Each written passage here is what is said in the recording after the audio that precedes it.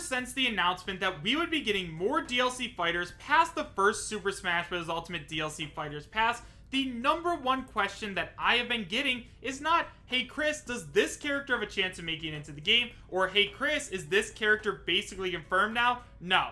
The question that I have been getting is, Chris, how many DLC fighters are we actually going to end up seeing in Super Smash Bros. Ultimate? And the short answer to that is, guys, I really have no idea. I mean, as much as I would love to tell you that we're going to get a set amount of characters, Sakurai did not give us any more information besides more DLC fighters are coming. Now, obviously, he did use, like, plural that more DLC fighters are coming, which leads me to believe that at the very least we are going to get at least 2 more. However, we have the potential of getting 50 more DLC fighters or 100 DLC fighters. So I figured into today's video, what we were going to do is we're just going to talk about how many characters I think we're going to end up getting in the game. Now, guys, please understand that this may not end up happening. Like, I may say that we're going to get 10 characters or 20 characters, and then we might only get 2 or 3, so please just remember this is all just speculation and all for fun. And now, with all of that out of the way, let's just go ahead and talk about some evidence pointing towards why I believe this number of characters is going to make it in. So guys, the first and most important thing that I feel as though I need to talk about is the money aspect. Now, obviously, money is something that Nintendo really likes, and that's the reason they continue to add these characters to the game. I mean, retail, each of these characters, if you buy them individually, are $5.99 a piece. So basically, like, if you don't buy the Fighters Pass, that means you're paying $30 for all of these characters. Now, if you're getting all of these characters, obviously you're just going to buy the Fighters Pass. However, that's a lot of money that Nintendo is making off of them. I mean, think about it like this, guys. If we do end up getting a total of 2 Fighters Passes in Super Smash Bros. Ultimate, that means that we will be paying $50 if you buy both of the Fighters Passes on top of the $60 retail that you already spent on Super Smash Bros. Ultimate. I mean, heck, I'm sure Nintendo is absolutely over the moon about this, especially because they also have Amiibo that they can release and other stuff like that. Now, there does come a point in time where I think that if you are just a casual Smash fan, you're probably going to stop buying these characters. I mean, $25 for just 5 characters in Smash Ultimate? Yeah, that's a lot of money. Now, there are still going to be crazy people out there like me and the pro players and like the really hardcore fans of Super Smash Bros. Ultimate that are going to continue buying the characters no matter what. However, for casual customers, guys, they can't really justify $25 a piece whenever a new Fighters Pass comes out. So that begs the question, how long is Nintendo going to continue adding DLC fighters to Smash Ultimate? Well, I think the first most important thing to look at is that the Nintendo Switch is going to be supported for at least 7 years ever since it launched. Considering it's been almost 3 years since then, that means we have at least another 4 years of the Nintendo Switch. Now, Super Smash Bros. Ultimate is like probably one of their best-selling games. I believe it's already sold well over 15 million copies at this point, and so I'm sure that they're going to want to keep supporting this game as long as possible. Now, in terms of how many characters they're going to add because of this, I wouldn't be surprised if they kept supporting it for at least another couple of years. The reason I say that is that, once again, Smash Ultimate is a game that is unique to the Nintendo Switch, and I highly doubt that we are going to get another Smash game on the Nintendo Switch.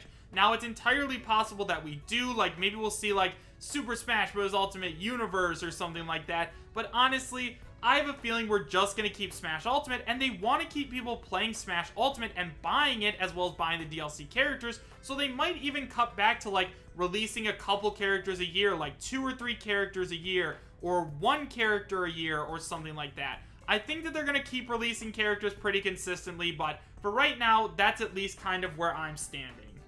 Now, another thing I want to go ahead and talk about is whether or not they're going to be third-party characters or if they're going to be first-party. Now, it's absolutely no secret that to get these third-party characters in the game like Cloud, Ryu, Sonic, Mega Man, Banjo-Kazooie, all of these characters cost a lot of money.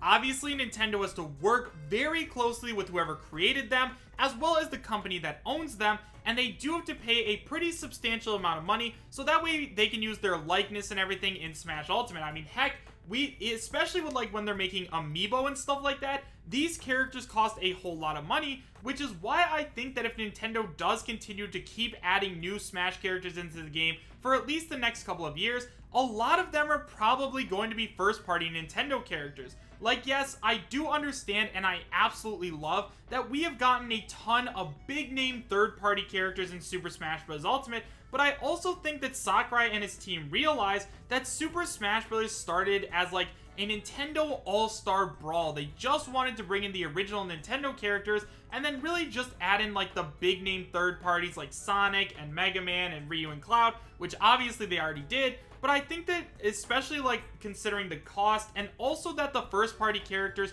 might even resonate a little bit better like with fans, I think they're going to be adding a lot more first party characters as we continue to see more characters come out. Now, one of the other things I feel as though I need to address, because I get a ton of comments whenever I talk about more DLC coming to Super Smash Bros. Ultimate, is Sakurai and taking a break. Guys, I 100% agree with you that Sakurai should be taking a break. I mean, Super Smash Bros. Ultimate is like the best game, at least the best Smash game that I've ever played, so like, I definitely think that this man should take some time off and then maybe come back to it a little later, especially before the development of the next inevitable Super Smash Bros. Game. Now, as you guys already know though, or at least I'm sure a lot of you guys know, Sakurai stated that he doesn't want to take a break. Sakurai wants to keep adding characters to the game and he wants it to make it the absolute best it could be. And yes, I do understand that there might be some pressure from Nintendo because they're like, look Sakurai, like we're making way too much money for you to just stop right now, and if you don't do it, we're gonna find someone else to do it, but I just don't think that's the case.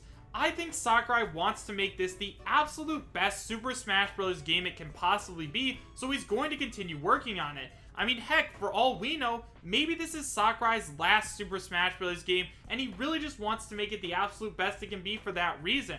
Now, I definitely don't think that this is going to be Sakurai's last Smash game. I think he absolutely loves this game franchise way too much to just walk away from it, but I think that in terms of, like, adding more DLC characters and stuff, Sakurai's goal might be 100 characters. I mean, we're really not that far off. We have over 70 right now, so if he just keeps continually adding them until, like, the Switch finally stops getting support, I could definitely see this game lasting a very long time. Now, I definitely think that Smash Ultimate is going to last a long time either way regardless, just because a lot of the mechanics are really good, and it is a pretty competitive game, but I think that Sakurai is just going to keep adding characters until Nintendo's like, okay, you can finally stop now. And then Sakurai will probably just give us one more, because that's just the type of guy he is.